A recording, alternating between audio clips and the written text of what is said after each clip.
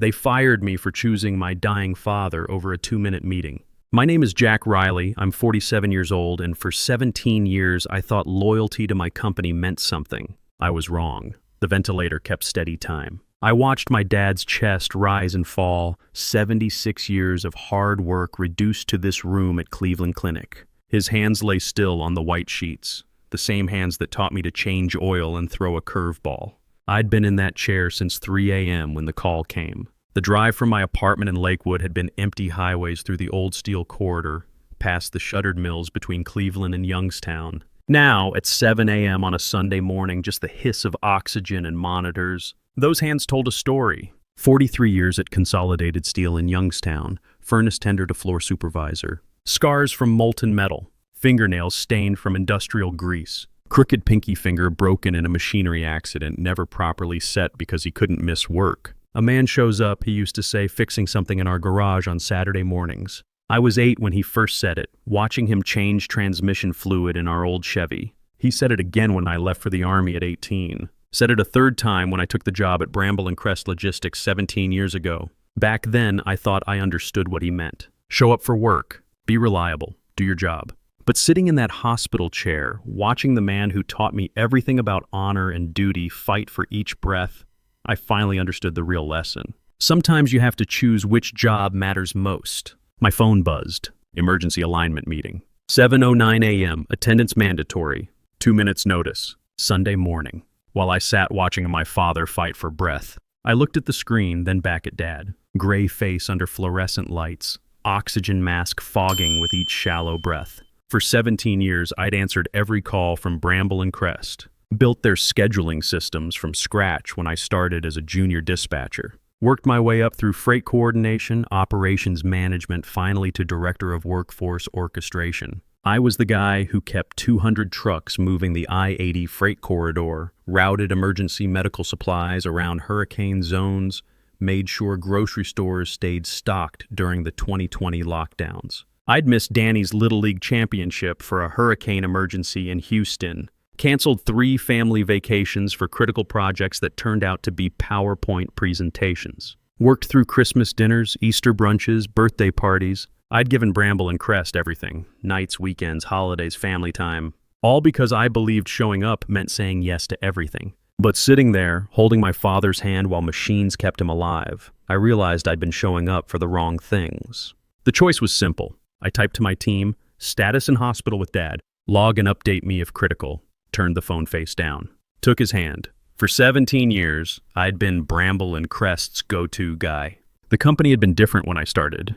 Family-owned, values-driven, led by people who understood that employees were human beings with lives outside the warehouse. Rebecca Martinez, our current COO, had been my mentor through most of that climb. Started the same year I did, worked nights dispatching while raising 2 kids alone after her husband died in Iraq. She understood the business from the loading dock up, the pressure drivers faced, the impossible schedules dispatchers juggled, the constant balancing act between operational efficiency and basic human decency. Rebecca had taught me that good logistics wasn't just about moving freight efficiently. It was about building systems that could handle crises without breaking the people who ran them. Jack, she'd told me during my first promotion to operations manager, the best companies don't just deliver goods. They deliver on promises to everyone, customers, employees, families. The minute you forget that people have lives outside these walls, you stop being a leader and start being a problem.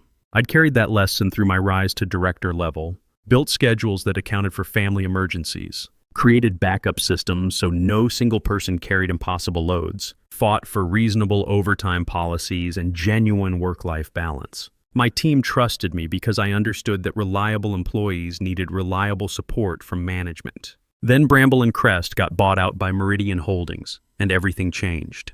The new ownership brought in Lucius Carter as CEO 18 months ago. Harvard MBA, never worked a day on a dock or behind a wheel. Everything about him screamed corporate consultant, $5,000 suits, buzzword-heavy speeches about synergies and operational excellence, casual mentions of weekend houses in the Hamptons. He'd taken over with promises to modernize our corporate culture and maximize shareholder value. What that meant in practice was longer hours, shorter notice, zero tolerance for anything that might interfere with his quarterly projections. I'd tried to work with him. When he demanded impossible delivery schedules, I'd found ways to make them work through careful planning and calling in favors from drivers and dispatchers who trusted me. When he wanted cost reductions that would compromise safety protocols, I'd found alternatives that satisfied his budget requirements without putting people at risk. When he scheduled mandatory strategy sessions on Christmas Eve, I'd shown up. But the warning signs had been building for months. 3 months before this Sunday morning, Lucius had called a 6 a.m. meeting about accountability standards. Half the management team was bleary-eyed, having driven in from suburban homes in the pre-dawn darkness to accommodate his schedule. Lucius, fresh from his personal trainer and looking like he'd stepped out of a business magazine, had lectured us about commitment to excellence. "Gentlemen," he'd said, his voice carrying that smooth confidence that came from never having been truly tested by real adversity. "Success in today's competitive marketplace requires sacrifice. If you're not willing to bleed a little for this company, maybe you're in the wrong business." Mike Stevens from Cold Chain had raised his hand. Mike was a good man. 22 years with the company, 2 kids in college, a wife undergoing cancer treatment. What about when our families need us to bleed a little for them? Lucius had smiled, that cold corporate smile that never reached his eyes. "Mike, that's exactly the kind of thinking that keeps companies mediocre. Champions understand priorities. That's business 101. The room had gone quiet. Rebecca, sitting across the conference table, had given me a look that said everything about what she thought of our new CEO's leadership philosophy. I should have seen the collision coming. Lucius believed that dedication meant complete availability, that loyalty required absolute submission to corporate demands. I believed that real loyalty was earned through mutual respect, that sustainable success came from treating people like human beings rather than interchangeable resources. Looking at Dad's gray face under the fluorescent lights, I finally understood that some battles choose you. The meeting came and went. 2 minutes of theater while I sat bedside, listening to the steady rhythm of machines keeping my father alive. Later, I'd learned that others had missed it too. Marcus Williams from Western Operations, Sarah Chen from Cold Chain, even Dave Morrison, who'd taken over Tom Bradley's role in strategic planning after Tom's retirement. But when the termination memo hit the company intranet at 9:47 a.m., only one name was displayed in bold red letters across every computer screen in the building. Mine. Notice of termination, gross dereliction of duty. The subject line was clinical, the content brutal. After 17 years of building systems, managing crises, and delivering results that kept Bramble and Crest competitive in an industry that chewed up weak companies, I was being branded a deserter. Because I chose to sit with my dying father instead of joining a 2-minute meeting that could have been handled with a group text message. The memo was copied to everyone. Board members, senior management, department heads, even external stakeholders and vendor partners. Lucius hadn't just fired me, he'd made me a public example, a warning to anyone who might dare prioritize family obligations over corporate demands. 6 months earlier, at the annual recognition dinner, Lucius had stood at the podium and called me the backbone of our logistics operation. He'd praised my dedication, my reliability, my willingness to go above and beyond for the company. The whole room had applauded. My picture had appeared in the company newsletter with a quote about how dedication to excellence drives everything we do.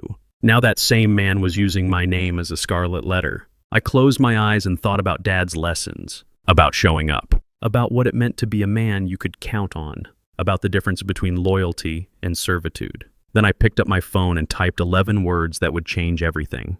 A man's got 2 jobs. Show up for both. I chose mine. I sent it to my team chat and put the phone away.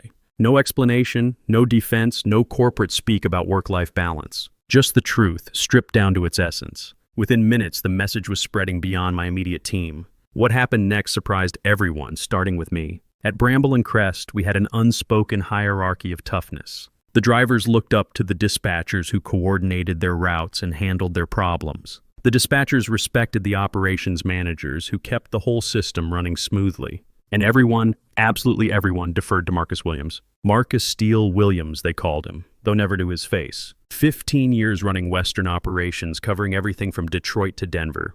Former Marine drill instructor who'd done 2 tours in Afghanistan before coming home to civilian logistics work. A man who'd never shown emotion in any meeting I'd ever attended. Never backed down from a confrontation, never compromised on safety or efficiency standards. His office walls were covered with commendations for on-time delivery rates and safety records. His desk was perpetually clean, organized with military precision. When Marcus spoke, people listened. When he made a decision, it stuck. He was the kind of manager who could handle a blizzard shutting down I-80, a wildfire blocking routes through Colorado, and a driver shortage in the same week without breaking a sweat. His phone call came first, less than an hour after my message had started circulating through company chat groups. "Jack," he said, his voice carrying that familiar gruff authority that had commanded respect from drivers and executives alike. "I heard what happened.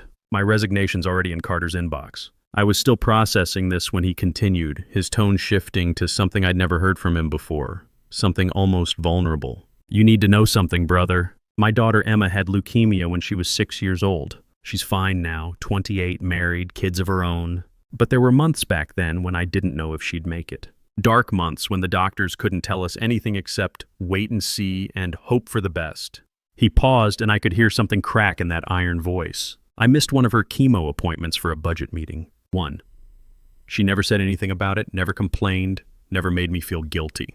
But I remember sitting in that conference room listening to some bean counter talk about cost centers and operational efficiency while my little girl was getting poison pumped into her veins to save her life. Another pause, longer this time. "Been in this business 20 years, Jack. Worked for good companies and bad ones, smart bosses and stupid ones. But I've never seen anything like what Carter just pulled. Firing a man for staying with his dying father? That's not business. That's cruelty dressed up in corporate language." He cleared his throat, and when he spoke again, his voice had returned to its normal command tone. "I won't work for a man who punishes a father for staying with his family." "Roger that, brother?" "Roger that," I managed to say, still stunned that Marcus Williams, Steele Williams, had just opened up about the most painful period of his life to explain why he was throwing away a career over my termination. The cascade that followed was like watching dominoes fall in perfect sequence. Tom Bradley called next, 15 minutes after Marcus. Tom had been my mentor when I'd started at Bramble and Crest, the man who'd taught me everything about logistics operations and more about leadership than any business school could have provided.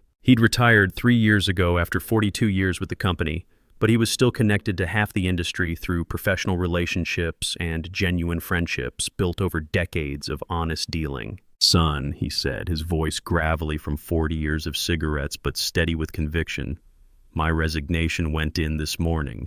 Told Lucius exactly what I thought of his leadership style. Used some words I probably shouldn't have, but I stand by every one of them. Tom had been there when the company was still family-owned, when the original owners understood that treating employees well wasn't just good ethics, it was good business. He'd seen the industry change, watched companies rise and fall based on how they treated their people during crisis moments. "Back in my day at this mill, a man's word meant something," he continued. "Your father taught you right, Jack. Family first, work second. Everything else is just details." Then came the avalanche. Mike Stevens from Cold Chain called to say his resignation was already submitted. His wife was in remission from cancer, and he'd been thinking about work-life balance a lot lately. "I can't work for someone who thinks family obligations are excuses," he said simply. Pete Rodriguez from Eastern Distribution followed 20 minutes later. Jim Walsh from Strategic Planning called to say he was out. Dave Morrison from Tom's old department submitted his resignation with a note that read simply, "Effective immediately. Personal reasons." By noon, 13 resignations had hit Lucius Carter's inbox. 13 men who'd worked their way up from drivers and dock workers to management positions. Men with mortgages and kids in college, men who'd planned to retire from Bramble and Crest, men who'd built their careers on the foundation of showing up when called upon. Men who'd chosen principle over security. Each resignation was different in its specific language, but they all carried the same essential message: I don't work for dishonorable men. The resignation letters weren't coordinated. There hadn't been time for that. They were individual decisions made by men who'd reached the same conclusion independently, that some lines shouldn't be crossed, some principles shouldn't be compromised, some behavior shouldn't be tolerated regardless of the personal cost. My simple message: a man's got 2 jobs. Show up for both. I chose mine. Was spreading beyond our company like wildfire through dry grass. Screenshots appeared in trucking forums and logistics industry chat groups. CB Radio Chatter picked up the story and carried it across the interstate highway system. Someone had posted it on LinkedIn, where it was being shared by operations managers and freight coordinators across the Great Lakes region. What had started as my personal response to an impossible choice was becoming something bigger, a rallying cry for everyone who'd ever been forced to choose between work demands and family obligations, a reminder that there were still men willing to stand up for principles even when it cost them something. By 2 p.m., the company intranet was buzzing with activity that Lucius couldn't control. Drivers were printing out my message and taping it to their dashboard radios. Dispatchers had made it their computer screensavers. Someone in the main warehouse had spray-painted "A man's got 2 jobs" on the break room wall in letters 3 feet tall before security could stop them. The message was simple, direct, and impossible to spin. It didn't attack Lucius directly or criticize company policy. It just stated a truth that resonated with anyone who'd ever struggled to balance competing loyalties, that sometimes you have to choose what matters most. At 3:30 p.m., Lucius tried to regain control of the narrative. Every employee received a link to a live video stream. CEO address, immediate viewing required. I watched from my phone in the hospital corridor, earbuds in, as Lucius sat behind his mahogany desk looking directly into the camera. His hair was perfectly styled, his suit immaculate, his posture radiating the kind of confidence that came from never having been truly challenged by circumstances beyond his control. "We uphold standards at Bramble and Crest," he began, his voice carrying that smooth corporate authority that had impressed the board of directors when they'd hired him. Standards of performance, standards of commitment, standards of professional conduct. If you cannot meet those standards, the solution is simple: leave. It's that straightforward. He talked about loyalty and discipline and sacrifice, carefully framing the mass resignations as necessary house cleaning, the removal of weak links who couldn't handle the demands of a competitive marketplace. "We are not a company for the faint-hearted," he declared, his voice rising with practiced emphasis. "We are an engine of resilience, a force for excellence in an industry that demands nothing less than total commitment. Anyone unwilling to answer the call at any hour, on any day, has already made their choice. We simply respect that choice and wish them well in their future endeavors." The speech was polished, professional, and completely tone-deaf. He was treating the resignation of 13 experienced managers like a minor personnel adjustment rather than a devastating indictment of his leadership style. Then he made the mistake that ended his career. Near the end of the broadcast, probably thinking the official recording had stopped, he leaned back in his leather chair and let out a casual chuckle, the kind of laugh that comes when you think you're among friends who share your perspective. "Besides," he said, his voice taking on an almost conversational tone, "family excuses don't run trucks." 6 words, delivered with a smirk that revealed exactly what he thought about employees who prioritized family obligations over corporate demands. Within an hour, that clip was everywhere. Not the whole speech with its careful corporate messaging, just those 6 words and that dismissive laugh. Shared and reshared across every platform the company's drivers and warehouse workers used. Posted in trucking forums, logistics industry groups, social media pages where blue-collar workers gathered to discuss their jobs and their frustrations. The backlash was swift and brutal. These were men who worked overtime to support their families, who missed school plays and birthday parties to keep the supply chain moving, who'd given years of their lives to companies that promised loyalty in return for dedication. Hearing their CEO laugh about family obligations was like watching him spit on everything they'd sacrificed. While employees across the company and throughout the industry seethed over Lucius's careless words, Cham Patel was quietly doing what lawyers do best, reading the fine print and finding the flaws that destroy seemingly solid cases. Cham was our general counsel, a sharp-eyed immigrant from Gujarat who'd worked his way through law school driving nights for a package delivery service. He understood both the legal complexities of corporate governance and the operational realities of logistics work, which made him invaluable in an industry where regulatory compliance could make or break a company. More importantly, he had the kind of integrity that ran bone deep, the kind that came from understanding what it meant to fight for every opportunity in a country that promised equality under law. He'd grown up poor in Ahmedabad before his family immigrated when he was 12, part of the wave of Indian professionals who came to America in search of better opportunities for their children. His father had worked 2 jobs, days at a textile mill, nights cleaning office buildings, to put Cham through college and law school. In America, his father had told him during those difficult early years, the law protects everyone equally. Rich, poor, citizen, immigrant, it doesn't matter. That's why we came here. That's why you must understand it perfectly. Cham had taken that lesson to heart, building a career on the principle that legal protections meant nothing if they weren't enforced consistently and fairly. He'd never been impressed by corporate titles or intimidated by executive power. When he looked at a contract, a regulation, or a personnel action, he saw only black and white, legal or illegal, proper or improper, right or wrong. At 4:15 p.m., sitting in his office overlooking the main warehouse floor, Cham pulled up the meeting minutes from the morning's emergency alignment session on his computer screen. What he found made his blood run cold and his lawyer's instincts shift into high gear. One signature, that's all the official documentation showed. Mason Carter, Lucius's 23-year-old nephew, fresh out of college with a degree in business administration, and 3 months into an unpaid internship in the strategic planning department. According to the company's corporate governance policies that Cham had helped draft to ensure compliance with SEC regulations and board oversight requirements, disciplinary actions against senior management required signatures from at least 2 corporate officers to constitute a legally valid quorum. One signature from an intern wasn't just inadequate under company policy, it was void under corporate law. But it got worse. Much worse.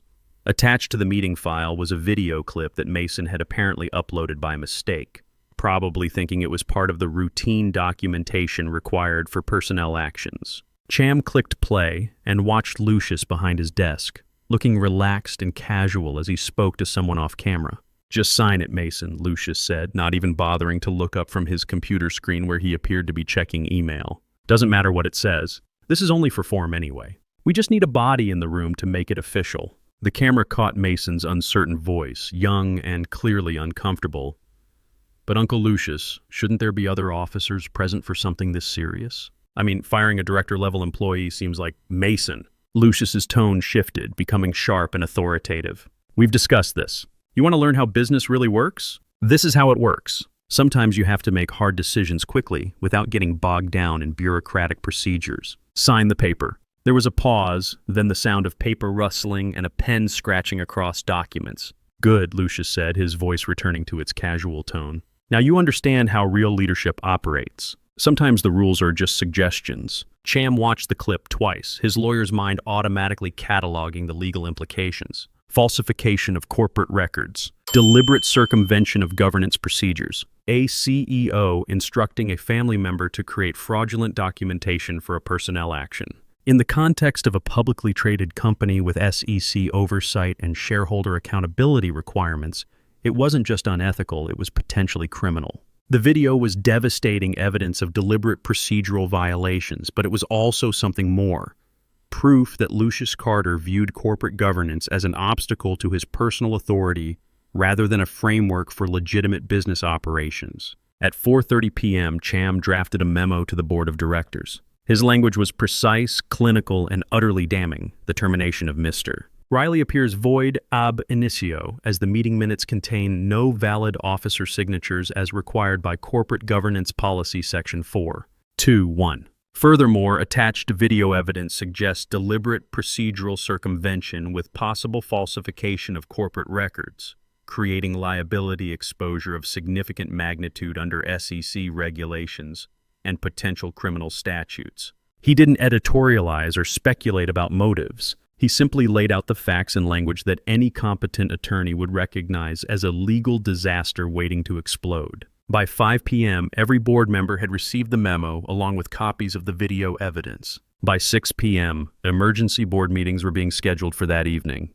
By 7 p.m., outside counsel was being consulted about liability exposure and damage control strategies. Lucius Carter had tried to destroy me with paperwork and procedure using the very corporate systems he'd been hired to manage. Instead, he'd used those same systems to destroy himself. The emergency board meeting ran until nearly midnight on Sunday, but I knew none of this as it was happening. I spent that night in the hospital, dozing fitfully in the uncomfortable chair beside Dad's bed, holding his hand and listening to the rhythmic sound of machines keeping him alive. Around midnight, Dad's eyes had flickered open. He'd looked at me for a long moment, his gaze surprisingly clear and focused despite the medications and the oxygen mask. "You stayed," he'd whispered through the plastic mask, his voice barely audible but unmistakably satisfied. "Where else would I be?" I'd asked, squeezing his hand gently. He'd squeezed back with surprising strength for a man who'd been unconscious for most of the day. Called Danny earlier before they brought me here.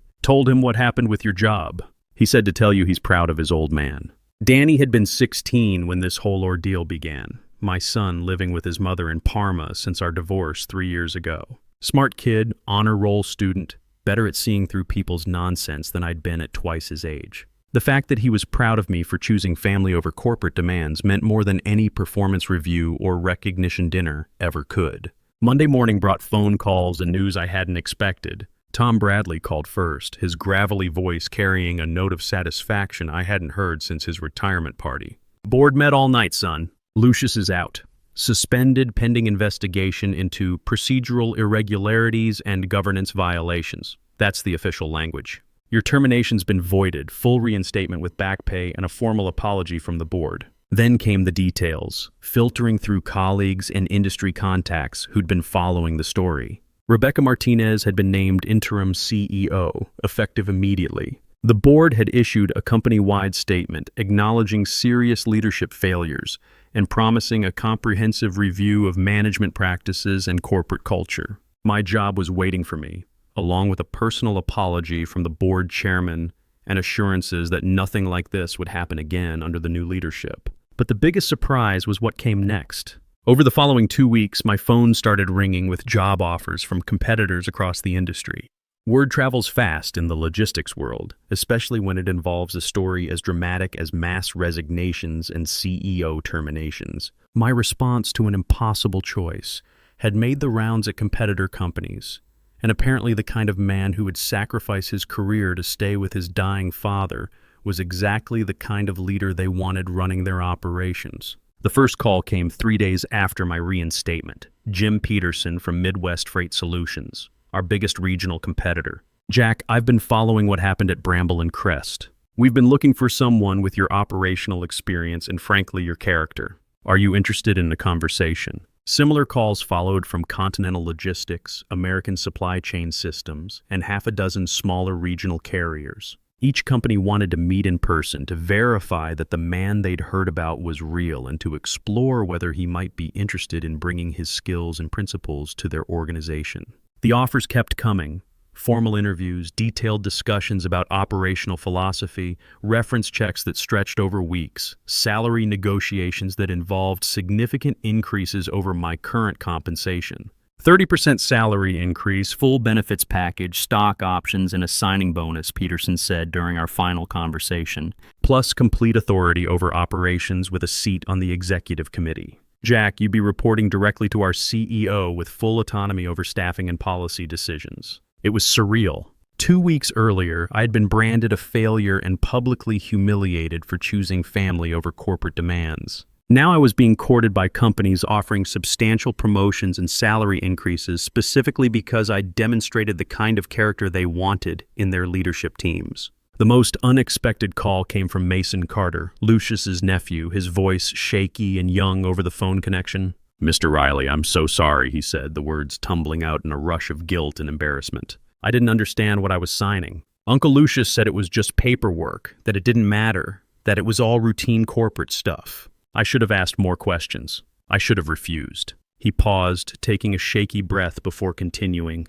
"I'm sending you the full video file of that meeting. All of it, not just the clip that got attached to the personnel records. Do whatever you need to do with it. I know it doesn't fix what happened, but maybe it'll help prevent something like this from happening to someone else." I looked at the email attachment for a long moment, nearly 20 minutes of video that would completely destroy whatever remained of Lucius Carter's professional reputation.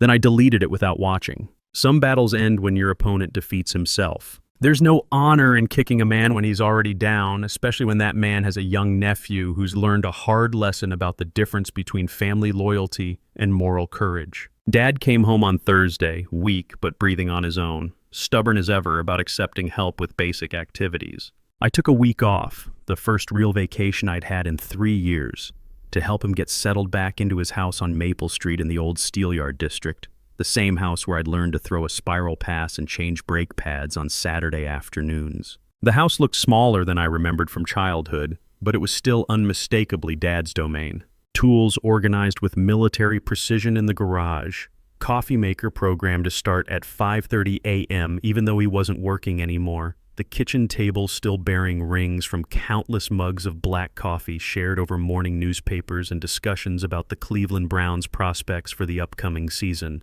We didn't talk much about what had happened at work during those first few days. Dad wasn't one for long conversations about feelings and personal revelations, and neither was I. But on Friday evening, as I was helping him organize his medications and understand the new dietary restrictions his cardiologist had imposed, he looked up at me with those clear blue eyes that had guided me through 47 years of life. "Talked to Danny while you were at the store," he said, his voice stronger than it had been since the heart attack. "Told him about what happened with your job, about the company bringing you back and all those other places wanting to hire you." "What did he say?" Dad smiled, the first real smile I'd seen since before his medical emergency.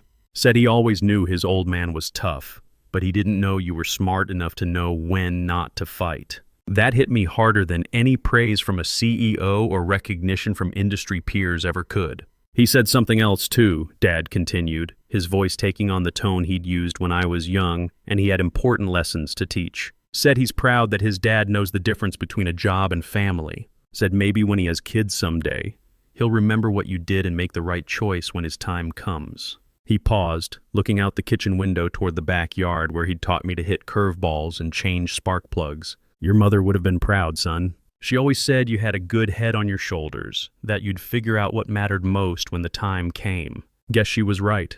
I had to look away, busying myself with organizing pill bottles that didn't really need organizing. "You did right, son," Dad continued. "A man's word to his family comes first. Everything else is just business. Took me too many years to learn that lesson myself, but you figured it out when it counted." That weekend, I made my decision about the job offers. I called Jim Peterson first. "Jim, I appreciate the offer. I really do. The salary increase, the promotion, the autonomy, it's everything I could ask for professionally." "But," he asked, hearing the hesitation in my voice, "but I'm staying put. My team is here. The people who stood up for me when it mattered, who put their own careers on the line because they believed in doing the right thing. They deserve leadership they can trust. Rebecca Martinez is building something good at Bramble and Crest, and I want to be part of that." I made similar calls to Continental, to American Supply Chain, to all the others. Same message, delivered with the same conviction. I was staying home, staying loyal to the people who'd shown loyalty to me, staying committed to building something better rather than just taking something easier. Rebecca Martinez officially became permanent CEO 3 weeks later, after a unanimous vote of confidence from the board of directors. She'd come up through operations like me, understood the business from the ground up, and had the trust of employees at every level of the organization. Her first company-wide meeting was different from anything we'd experienced under Lucius or any of the previous corporate leadership. No grand conference room with mahogany tables and leather chairs. No PowerPoint presentations about quarterly projections and market positioning. Instead, she set up in the main warehouse, speaking to assembled groups of drivers, mechanics, dispatchers, and office staff all gathered together on the concrete floor where the real work of the company got done. "Look, we screwed up," she began, her voice carrying across the concrete space without the aid of a microphone or the barrier of corporate formality. "We let leadership forget that you're people with families and responsibilities, not just employee numbers on spreadsheets. We let someone turn this company into a place where doing your job well wasn't enough, where you had to choose between work and family to prove your dedication." She paused, looking directly at a group of drivers in the back who'd known her since her days dispatching night routes. "That's not happening again. Not on my watch. When your kid's sick, you go. When your parent's in the hospital, you go. When your family needs you, you go. When we need you here for legitimate business emergencies, you show up. Simple as that. We succeed by treating each other like human beings." Her first official policy memo landed in everyone's inbox that afternoon.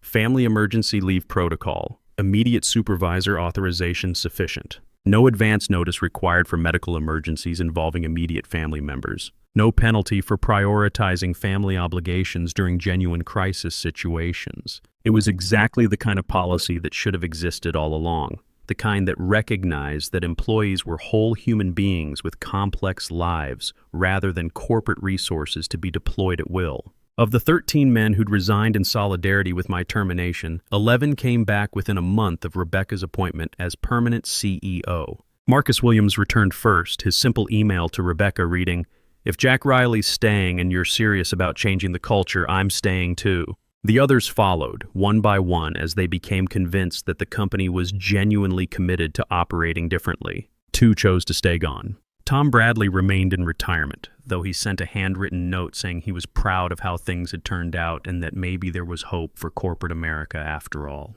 Pete Rodriguez took a position with a smaller regional carrier closer to his hometown, saying it was time for a change and that he'd learned some important lessons about what mattered most in life. On my first day back after Dad's recovery, I found a note on my desk from Marcus. "Welcome home, brother." Attached was a printed copy of Rebecca's new family leave policy, along with a photo from his daughter Emma's recent wedding, a photo he'd been able to attend because he worked for a company that understood priorities. Some victories are quiet, personal, measured in moments that never make headlines or quarterly reports. This one felt loud enough to hear across the entire industry. 6 months later, I was invited to speak at the National Transportation Exchange in Chicago, the industry's premier annual conference where logistics executives from across the Great Lakes region gathered to discuss trends, challenges, and best practices. The organizers wanted me to talk about leadership during crisis and maintaining values under pressure. I almost said no. I'd never been comfortable with public speaking, and the whole experience still felt too personal to share with strangers. But Tom Bradley convinced me to do it during one of our monthly coffee meetings at the diner on Superior Avenue. "Son, there are a lot of men out there facing the same choice you faced. Maybe they need to hear that it's okay to choose family. Maybe they need permission to be human." The room at the Palmer House was packed with logistics executives, operations managers, and freight coordinators from companies across the industrial Midwest. I kept my remarks simple, direct, avoiding the corporate speak and management buzzwords that usually filled conference presentations. I told them about that Sunday morning in the hospital, about the choice between a 2-minute meeting and a lifetime of regret, about the difference between loyalty and obedience, between showing up and being present. "A man's got 2 jobs," I said, looking out at hundreds of faces that understood the weight of that responsibility. "Show up for work and show up for the people who matter. Sometimes you can do both. Sometimes you can't. But when you can't, remember which job you can't replace." I talked about the 13 men who'd resigned rather than work for someone who punished family loyalty, about companies that succeed by treating employees as whole human beings rather than disposable resources, about the false choice between career success and family responsibility. The response was immediate. Not just applause, but nods of recognition. Quiet conversations breaking out as men shared their own experiences with impossible choices. During the break, a line formed of people wanting to share their stories. Missed birthdays, skipped anniversaries, choices they'd made that they couldn't take back. As I was leaving the conference, a young manager from a shipping company in Dallas stopped me in the hallway. He couldn't have been older than 30, wearing a wedding ring and that particular exhaustion that comes from trying to build a career while maintaining a family. "Mr. Riley," he said, "I've got a 2-year-old daughter. My wife's been asking me to promise I won't miss her birthday next month for a work conference in Los Angeles. After hearing you speak, I know what my answer's going to be." He shook my hand firmly. "Some meetings can wait. Birthdays can't." That conversation made the whole experience worthwhile. One man, one choice, one family that wouldn't have to wonder if they mattered. Today marks 2 years since that Sunday morning in the hospital. Dad is doing well, still stubborn, still insisting he doesn't need help with everything, but stronger. His cardiologist says he's exceeded all expectations for recovery. We have dinner every Sunday now, a tradition that started in that ICU and continues at his kitchen table, usually after Browns games when the weather's good enough for him to complain about their coaching decisions. Danny graduated high school last month as valedictorian, 2 years after this whole ordeal began. He's headed to Ohio State on a partial academic scholarship, planning to study engineering. His graduation speech mentioned learning about integrity from watching his father make hard choices. I had to step outside during that part. Bramble and Crest is thriving under Rebecca's leadership. The company runs more efficiently than ever, but it runs on trust instead of fear, on planning instead of crisis management. Employee turnover is down 60% from Lucius's tenure. Customer satisfaction scores are the highest in company history. We're winning contracts not because we're cheaper, but because our reputation for reliability means something to clients who need to know their freight will be handled by people who care about the work they're doing. Last month, we landed the biggest account in company history, a 5-year deal with a major retailer worth $80 million. The deciding factor wasn't our technology or our pricing structure. It was our reputation for consistency and our track record of delivering on promises. "We know your people will show up," their operations vice president told Rebecca during the contract signing. In this industry, that matters more than saving a few percentage points on shipping costs. Lucius Carter disappeared from the logistics industry after his termination became permanent. Last I heard, he was consulting for tech startups in Silicon Valley, far away from any business where people count on each other to show up when it matters. Mason transferred to a different company in a different industry and, by all accounts, is learning to ask better questions before signing documents that affect other people's lives. The 13 men who stood up when it mattered, we still get together for beers when we're in the same city, a brotherhood forged in principle that tends to last. Marcus Williams got promoted to vice president of operations under Rebecca's leadership. Mike Stevens beat his wife's cancer and learned to prioritize family time. Tom Bradley enjoys retirement and sends Christmas cards with updates about his grandchildren.